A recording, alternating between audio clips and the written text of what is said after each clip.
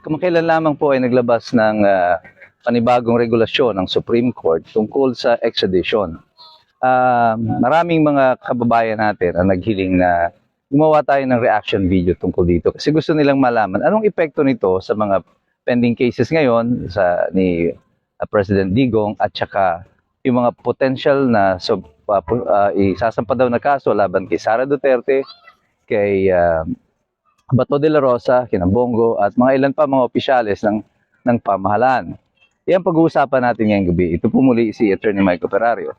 Well, ang nilabas po ng Korte Suprema na kautusan ay hindi na po iba doon sa ating mga diskusyon noon na ang pagkaka-extradite nila kay Digong sa Hague ay hindi tumutugma sa existing na extradition laws natin kahit na sa Rome Statute. Ang ginawa lamang po ng Korte Suprema ay vinalidate nila o ni-reiterate, inulit nila na ito ang tamang proseso. Actually, nasa batas na po ito sa 1951, doon po sa PD 1069, at even in the Rome Statute, nandun po yung proseso ng extradition. Pinili lang ng pamahalaan na ito na wag sundin niyon. At ngayon, sinasabi ng Korte Suprema, ay ito na talaga dapat ang sundin ninyo na regulasyon. Anong epekto nito doon sa mga potential na kaso na isasampa pa daw at mga warrant of arrest na i-release ng ICC laban kay Bato de la Rosa, kay Bongo at kay Sara Duterte? Well, with these recent pronouncements ng Supreme Court, malinaw na ngayon na hindi nila pwedeng ulitin ang ginawa nila kay Digong. Kaya, well, para sa ating mga kababayan, yung sinabi po natin noon that extradition is primarily a judicial function. Ito po ay inulit lang ng Korte Suprema sa kasalukuyan na hindi po ito executive determination lamang. Kailangan dadaan ito sa husgado. Hindi pwedeng ang presidente, ang Department of Justice o ang kapulisan lamang magdedesisyon kung sinong ipadadala nila sa abroad upang ikulong doon. Ito po ay isang magandang development at itinataas ng Supreme Court ang soberenya ng ating bansa at sinasabing kailangan pa rin na malaman o idetermina ng hukuman ng Pilipinas na nagpa-function naman sa kasalukuyan bago po ilipat ang sinumang Pilipino o alisin siya sa kanyang sariling bayan. At ano po ang epekto nito doon sa kaso ni Rodrigo Duterte ngayon na nasa Hague? Well, kahit na po naglabasan ng ganitong regulasyon ang Korte Suprema, hindi pa rin po basta pwedeng ibalik si Rodrigo Duterte dito sa Pilipinas on the basis of the Supreme Court recent pronouncements or order. Kasi nag-acquire na po ng jurisdiction ang ICC kay Digong by bringing him there at kailangan nilang tapusin yung proceedings. However, itong regulations na ito nilabas ng Korte Suprema ay magkakaroon ng epekto doon sa mga kasong isinampa sa responsable sa pagkakadala kay Rodrigo Duterte sa Hague. Dito kasi ini-establish na ang kamalian ng kanilang ginawa, which can lead the basis for criminal and administrative actions against them. Yung iba nagsasabi parang masyado yata nakikialam ang Korte Suprema sa gawain ng presidente. No? Hindi po. Hindi ito ang unang pagkakataon na ang Supreme Court ay nag-interfere o nag-intervene at gumawa ng mga regulasyon upang protektahan ang karapatan ng mga mamamayan. Kahit na po nung panahon ni Rodrigo Duterte, nung kasagsagan ng tukhang, naglabas din po ng hiwalay na regulasyon ang Korte Suprema upang maibsan, mabawasan, o mapadali yung kaso ng mga detainees noon na involved sa droga. Ito po yung ginawa nila, yung regulation on plea bargaining. Bagamat may opposition dito ang Department of Justice at hindi pumapayag lagi ang DOJ sa plea bargaining, naisulong pa rin po ito at umandar at maraming mga detainees noon ang napalaya ng dahil po dito sa plea bargaining. Kami po bilang mga abogado, nung lumalao na yung tukhang, hindi naman po talaga kami 100% na bulag na susunod lang dito. Alam namin na mayroong mga kamalian, lalo na ang kapulisan sa implementasyon na to. Kaya patuloy kami na nakikibaka sa kanila. Lumaban kami sa mga pulis. Hindi dahil sa naniniwala kaming hindi drug addict yung mga tao, kundi na hinuhuli nila, kundi naniniwala kami na may mga fundamental na karapatan pa rin na dapat na protektahan. Pero in general, I still believe that the war on drugs is a successful campaign. This is what is happening in Brazil right now at nauulit sa kasalukuyan. At pag-uusapan po natin yan in a separate video. But as of today, ang sinasabi natin, because of the rules on extradition treaty, nilinaw na ng Korte Suprema na kailangan talagang dumaan sa husgado ang sino man, ahensya ng pamahalaan na nais dalhin ang isang Pilipino sa ibang bansa. Although the DOJ would still have to file a petition for extradition at sila pa rin ang mangunguna dito, ang korte pa rin ang magdedetermina kung sino nga o paano nga ba ililipat o papayagan ba na ilipat ang mga Pilipino papunta sa ibang bansa. Marami po pong features ang regulasyon na ito at ito po ay advantageous naman po para doon sa mga Pilipino as it should be at dapat ganoon naman talaga. Sapagkat ang batas ng Pilipinas, dapat ang pinoprotektahan ito ay ang mga Pilipino at hindi ang mga banyaga.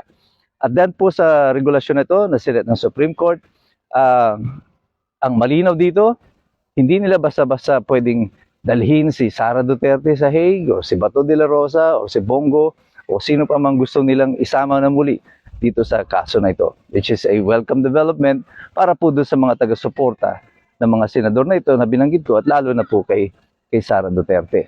Kaya tayo pong lahat, ang kailangan lang natin gawin, huwag tayong basta mawawala ng pag-asa. There is always hope. There is always a fight in us na pwede pa nating ilabas.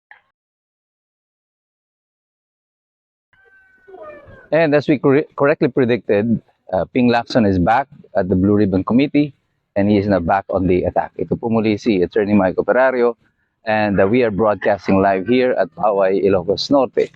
Magandang araw po sa inyong lahat at yan ang pag-uusapan natin ngayon. Kagaya po nung ating na-predict noong September 29 when we release a video nung paglabas pa lamang po ni Orly Gutesa, ay sinabi na natin huwag kayong magtataka kung biglang magkakaroon ng mga revelasyon o pag-atake dito kay Orly Gutesa na magmumula mismo kay Ping Lacson. Nag-resign nga si Ping Lacson sa Blue Ribbon pero ngayon siya ay bumalik.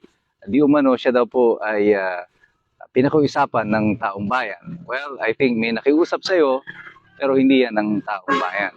At kagaya nga ng na-predict natin,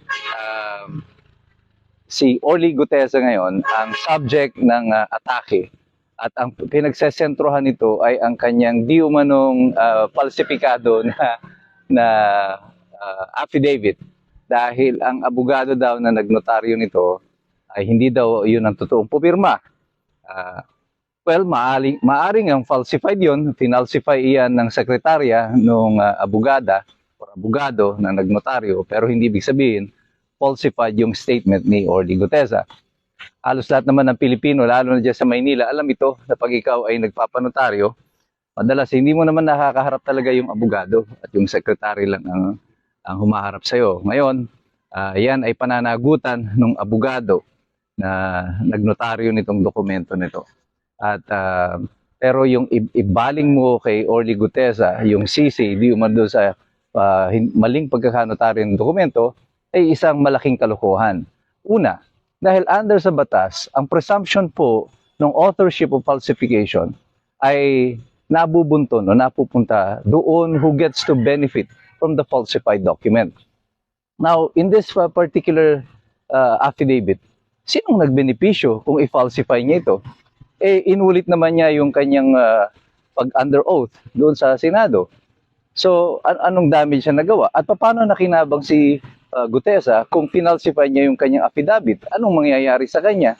Wala namang pakinabang sa kanya ito. As a matter of fact, kung totoo na siya ang nag-falsify na to, he will unnecessarily put himself under the probable or possible liability nga for a falsification or for perjury or whatever other criminal actions that may be taken against him. Now, bakit gagawin ni Gutesa ito? Gayong alam niyang siya ay haharap sa Senado at yung presumption na yan na siya ang author nito really doesn't apply here because wala nga siyang benepisyong makukuha dito. Sino nagbenepisyo kung papatunayan nila na ito daw ay falsified yung affidavit? Di yung mga pinoprotektahan dyan sa Senado, kasama po dyan si Romualdez na pinangalanan doon sa affidavit ni Gutesa at sa kanyang testimonya. Kasama rin po si Saldico at ibang pang mga posibleng madawit dito. Sino yung mga posibleng madawit? Sinasabi ko na sa inyo noon pa, pag nadawit dito si Romualdez, siguradong madadawit dito ang Malacanang. at ang iba pang mga opisyalis na nandiyan sa loob ng Malacanang. Kaya hindi tayo magtataka dito sa pagpihit na ito ng investigasyon. As a matter of fact, ang mga iskumbro sa Pilipinas, we have correctly predicted it. Alam na namin, Mr. Ping Lacson, kung ano mangyayari dyan sa investigasyon sa iyong pagbabalik. Bumalik ka marahil, siguro kulang pa yung instruction na kailangan mong gampanan. But definitely, what is certain here is this is not about the truth. This is not about accountability. Even the ICI today, makita ninyo yung paglalabas ng kanilang listahan ng mga sasampahan ng kaso. Again, as we correctly predicted, ang sasampahan ng kaso dito, yung mga senador, sila Joe Villanueva, si Jinggoy Estrada, at baka may mga isusunod pa silang mga senador na bahagi ng oposisyon sa kasalukuyan. At yung mga nandiyan sa mayorya ay panay na tahimik, pumapalakpak na lang habang ninanakawan yung ating bansa. Siguradong hindi mapagkakasuhan.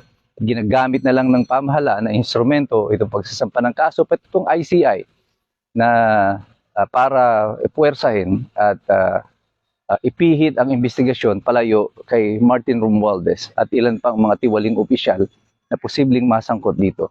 Yung mga 17 congressman na pinangalanan ng mga diskaya, wala na tayong nadidinig. Yung 15 mga kontraktor na pinangalanan mismo ni Marcos, well, ilan lang ang so far ay nadadawit dito.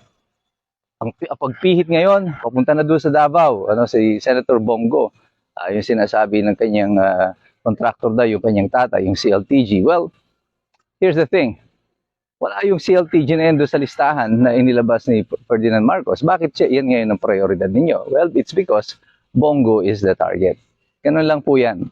Pero hindi yan nag-escape sa mata ng mga mamamayan.